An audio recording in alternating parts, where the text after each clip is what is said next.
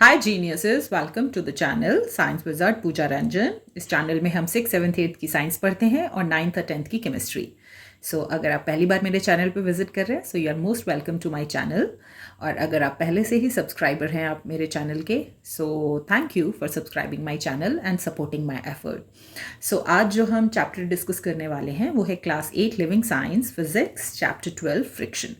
इस चैप्टर को कंप्लीट कर दिया है मैंने, और इस चैप्टर को मैंने 3 डिफरेंट वीडियोस में कंप्लीट किया है। मैं उसके प्लेलिस्ट का लिंक आपको डिस्क्रिप्शन बॉक्स में दे दूंगी। अगर आपको एक्सप्लेनेशन चाहिए इस चैप्टर का तो आप जाके उसको चेक कर सकते हैं। आज जो हम डिस्कस करने वाले हैं वो डिस्कस करने वाले हैं the question and answers of this chapter from the living science book. The first question is choose the most appropriate answer. Friction is, there are 4 different options given, इनमें से हमें एक सही चूज करना है। फ्रिक्शन हमेशा ही डिसएडवांटेज होता है, फ्रिक्शन का हमेशा ही फायदा होता है, एडवांटेज होता है। कभी डिसएडवांटेज होता है, कभी एडवांटेज होता है, या फिर ना डिसएडवांटेज होता है और ना ही एडवांटेज होता है। हम ऑलरेडी पढ़ चुके हैं चैप्टर में कि फ्रिक्शन जो होता है कभी उसका डिसएडवांटेज भी होता है और कभी हमें उसका एडवांटेज भी होता है। एडवांटेज जो होता है वो इस केस में होता है कि हम कुछ भी बोर्ड पे लिख पाते हैं। जब हम माचिस को जलाते हैं तो माचिस जो है वो इसलिए जल पाती है because there is a friction. Walk कर पाते हैं आप फ्रिक्शन के कारण। अगर डिसएडवांटेज की बात करें, जो मशीन के पार्ट्स हैं जब वो एक दूसरे से रब होते हैं तो वो बहुत ज़्यादा हीट जनरेट करते हैं, जिसके कारण वो जल्दी डैमेज हो जाते हैं। आपके शूज़ के सोल्स जल्दी डैमेज हो जाते हैं। These are the disadvantages of the friction. It is difficult to walk on ice because ice पे बहुत मुश्किल होता है वॉक करना। अभी मैंने बताया, आपको एक एग्जांपल दिया कि जो वॉक करना का जो आप वॉक इसलिए कर पाते हैं because there is a frictional force. Ice पे वॉक क्यों नहीं कर पाते? क्योंकि वहाँ पे फ्रिक्शन जो है वो बहुत ज़्यादा कम होता है because the surface is very smooth, और स्मूथ सर्फेस के बीच में जो फ्रिक्शन है वो बहुत लेस होता है। Friction can be increased by, अगर कहीं पे भी फ्रिक्शन बढ़ाना है the only option you have to increase the roughness of the surface. ज़्यादा रफ होगा सरफेस, उतनी ज़्यादा इरेगुलरिटीज़ होंगी। जितनी ज़्यादा इरेगुलरिटीज़ होंगी या रफनेस होगी, उतनी ज़्यादा इंटरलॉकिंग होगी बिटवीन द इरेगुलरिटीज़, और उतना ज़्यादा होगा फ्रिक्शन। फ्रिक्शन बढ़ाने के लिए सरफेस को रफ करना होता है। Which of these is true about the friction? It can stop a moving object. आपने ये देखा हुआ है कि जैसे आप कोई भी फुटबॉल को किक करते हैं, okay, after kicking the football वो ऑटोमेटिकली अपने आप थोड़ी देर ग्राउंड पे रोल होने के बाद वो स्टॉप हो जाती है। There must be some kind of force is applied on that ball, then only the ball can stop after some time. वो कौन सा फोर्स होता है? फ्रिक्शन फोर्स होता है। This is the correct option, क्योंकि फ्रिक्शन जो है वो शेप चेंज नहीं करता है, फ्रिक्शन से डायरेक्शन भी चेंज नहीं होता है, और फ्रिक्शन जो है वो किसी ऑब्जेक्ट को फास्ट नहीं मूव करवाता। एक्चुअली जो फ्रिक्शन है वो हमेशा अपोजिट डायरेक्शन में एक्ट करता है जिस डायरेक्शन में ऑब्जेक्ट मूव कर रहा है। अगर डायरेक्शन इस डायरेक्शन में ऑब्जेक्ट मूव कर रहा है और फ्रिक्शनल फोर्स इस डायरेक्शन में लग रहा है, तो इसका मतलब कि वो अपोजिंग फोर्स है, वो स्पीड को स्लो करता है या फिर ऑब्जेक्ट को रोक देता है। In which case the friction is a disadvantage, friction disadvantage है। ब्रेक्स के लिए तो एडवांटेज है, क्योंकि अगर वहाँ फ्रिक्शन नहीं होगा तो ब्रेक ही नहीं लग पाएगा, फिर आपकी गाड़ी का एक्सीडेंट हो जाएगा। आप चल पाते हैं एडवांटेज के कारण, आप लिख पाते हैं एडवांटेज के कारण। तो फिर डिसएडवांटेज क्या है? जो मशीन चलती हैं तो मशीन में जब रबिंग होती है पार्ट्स में, वहाँ पे फ्रिक्शन के कारण हीट जनरेट होती है, और उसके कारण आपको कूलिंग सिस्टम लगाना पड़ता है, और जो पार्ट्स हैं वो भी जल्दी डैमेज हो जाते हैं। Next, ball bearing are useful because, what are ball bearings? आपने देखा होगा जो आपकी साइकिल की व्हील्स होती हैं ना, उसमें जो सेंटर में एक्सेल होता है वहाँ पे बॉल बियरिंग्स होती हैं। बेसिकली जो बॉल बियरिंग्स होती हैं वहाँ पे रोलिंग फ्रिक्शन एक्ट करता है, क्योंकि एक सरफेस दूसरे सरफेस पे रोल कर रहा है, क्योंकि वहाँ बॉल होती है। जो रोलिंग फ्रिक्शन होता है वो लेस होता है देन द स्लाइडिंग फ्रिक्शन, और इसीलिए बॉल बियरिंग हमारे लिए यूजफुल होता है। Very short answer question, you have to give the answer in only one word. Friction always opposes. Friction किसको अपोज करता है? हमेशा अपोज करता है मोशन ऑफ द बॉडी। अगर आप राइट की डायरेक्शन में जा रहे हैं तो फ्रिक्शन हमेशा लेफ्ट डायरेक्शन में लगता है आपके ऊपर। Friction is caused by, friction किसके द्वारा कॉज होता है? By the interlocking of the irregularities between the surface और roughness. Is the friction a contact और a non contact force? Friction is pretty obvious a contact force, क्योंकि जब तक दो सरफेस एक दूसरे के कॉन्टेक्ट में नहीं होंगे तो इरेगुलरिटीज जो है वो इंटरलॉक कैसे होंगी, और इरेगुलरिटीज इंटरलॉक नहीं होंगी तो फ्रिक्शनल फोर्स एक्ट कैसे करेगा? Pretty obvious it is a contact force. Smoother the surface the lesser will be the friction, okay, क्योंकि वहाँ पे जितना स्मूदर होगा सरफेस, रफनेस उतनी कम होगी, इरेगुलरिटीज उतनी कम होंगी, और इंटरलॉकिंग कम होने के कारण फ्रिक्शन उतना कम हो जाएगा।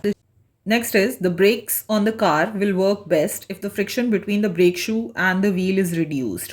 So आपके कार में जो ब्रेक होते हैं वो सबसे अच्छा काम तब करेंगे जब ब्रेक शू और व्हील के बीच के फ्रिक्शन को कम कर दें. सो अगर फ्रिक्शन कम कर रहे हैं इसका मतलब कि हम सरफेस को स्मूथ बना रहे हैं. ठीक है. सो मान लो कि जो ब्रेक शू है और व्हील है, ब्रेक कैसे लगता है, जैसे ही आप ब्रेक पैडल को प्रेस करते हो तो जो आपका ब्रेक शू है वो जाता है और तुरंत व्हील से चिपक जाता है, और जैसे ही वो चिपकता है उससे, ठीक है, तो इंटरलॉकिंग हो जाती है वहाँ पे इरेगुलरिटीज़ के बीच में और आपका व्हील जो है वो वहीं रुक जाता है. अगर मैं उसके सरफेस के बीच के सरफेस को स्मूथ कर दूँ तो इंटरलॉकिंग होगी क्या? नहीं होगी. इंटरलॉकिंग नहीं होगी तो क्या वो वहीं पर चिपक जाएंगे? नहीं.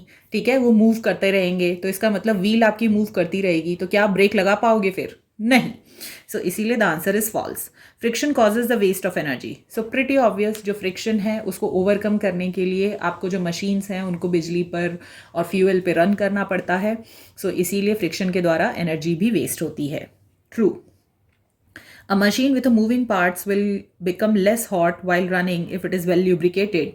So अगर जो मशीन के पार्ट्स होते हैं, आपने नोटिस किया होगा कि वो जो हाथ वाली मशीन होती है ना, आई डोंट नो बाकी मशीन्स आपने देखी हैं या नहीं, बट हाथ वाली मशीन में ना वो ऑयल प्रोवाइड करते हैं. और आपने नोटिस किया होगा अगर आपकी मम्मी या किसी टेलर के यहाँ गए हो तो वो ऑयल डालते रहते हैं मशीन के पार्ट्स में.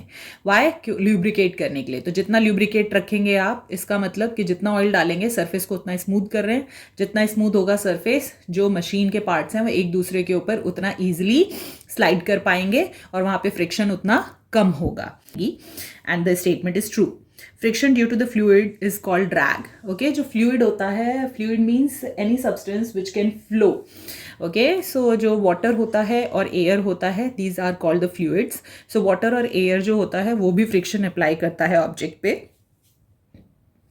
और इसीलिए जो फ्रिक्शन अप्लाइड होता है बाय द फ्लूइड उसको हम ड्रैग कहते हैं. Rolling friction is smaller than the sliding friction. 3 तरह के फ्रिक्शन होते हैं, स्टैटिक, स्लाइडिंग एंड रोलिंग, और सबसे लेस जो होता है वो रोलिंग फ्रिक्शन होता है. To reduce the fluid friction the object have.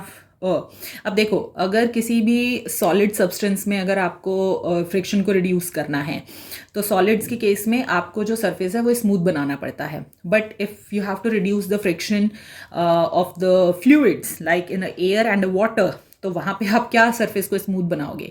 सो वहाँ पे जो फ्रिक्शन है उसको रिड्यूस करने के लिए आपको स्पेसिफिक शेप का ऑब्जेक्ट यूज़ करना होता है, and the shape is called the streamline shape. Streamline shape मतलब कि जो आगे से पतला हो, पीछे से पतला हो, बीच में से ब्रॉडर हो, like the shape of the fish, the shape of the boat, okay, the shape of the aeroplane. These are all the streamlined shape which helps you to reduce the friction of the fluid. Next, what is friction? Friction is a force that slows down the things or prevent the things from moving. सो अगर कोई body motion में है तो उसको slow down करने में help करता है, क्योंकि वो अपोजिट डायरेक्शन में लगता है हमेशा, जिस डायरेक्शन में ऑब्जेक्ट मूव कर रहा है. और अगर कोई ऑब्जेक्ट ऑलरेडी रेस्ट में है तो उसको प्रिवेंट करता है to come in motion. So this is the frictional force, and ये कॉन्टैक्ट फोर्स होता है. And an object is moving from north to south. What is the direction of the force of friction on the object? So अगर कोई object north to south जा रहा है तो pretty obvious frictional force हमेशा उसके अपोजिट डायरेक्शन में act करेगा, that is south to north. On what principle do the ball bearing work? Yes, you have to come on the page number 161 of the same book. And the principle that the rolling friction is less than the sliding friction also made the use of in the ball bearings which contain the steel ball and the rollers. Okay, so कौन सा principle है? The principle is that the rolling friction is less than the sliding friction, and on this principle the ball bearing works.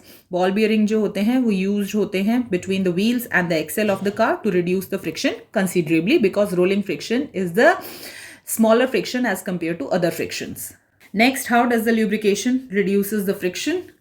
Friction is decreased by lubricating the surface, okay, with the oil, grease or the graphite. Why? Because जो sliding surface होते हैं, मतलब जो दो surface एक दूसरे के ऊपर स्लाइड कर रहे हैं, सो अगर आप उनको ल्यूब्रिकेट कर देंगे तो जो सरफेस है आप उसको क्या कर रहे हैं वहाँ पे? You are making the surface smooth, okay, और जिसके कारण कि वहाँ पे फ्रिक्शन जो है वो बहुत लेस हो जाता है. सो this is the correct answer. Next, give an example to show that the effect of heat generated in a machine due to the excessive friction. Come to the page 160. Here, the disadvantage of friction, third part. So, the friction generates the heat, and sometimes it is very harmful, okay, because the heat produced in the fast moving machines is very high. Okay तो अगर बहुत ज़्यादा heat produce हो रहा है तो उस case में वहाँ पे आग लग सकती है या कुछ पार्ट्स डैमेज हो सकते हैं. ज़्यादा हीट पे कुछ पार्ट्स जो होते हैं मेल्ट हो सकते हैं, ठीक है, जिससे कि सर्किट ब्रेक हो सकता है या कुछ भी हो सकता है वहाँ पे. सो इसीलिए बहुत ही ज़रूरी होता है कि प्रॉपर अरेंजमेंट किया जाए कूलिंग का. एंड आपने नोटिस किया होगा कि जब भी आप कार या बाइक चला के आते हैं तो जो उसका इंजन होता है ना, जैसे ही आप रोकते हैं तो बहुत गर्म होता है. वाई? वहाँ पे वो जो इंजन है वो ओवरकम कर रहा होता है फ्रिक्शन को, and in order to do that it generates the heat. और उसी को रोकने के लिए, उस हीट को रिड्यूस करने के लिए आपके कार में और बाइक्स में कूलिंग सिस्टम लगाया जाता है. So we can say that yes, in the machines like in a car and a bike, वहाँ पे जो इंजन्स हैं वो हीट जनरेट करते हैं due to the friction. So this is it about this video. Rest of the questions I will cover in the next video. Till then, take care. Bye bye. Let's meet in the next video. In the next video, I will share the question and answers of the chapter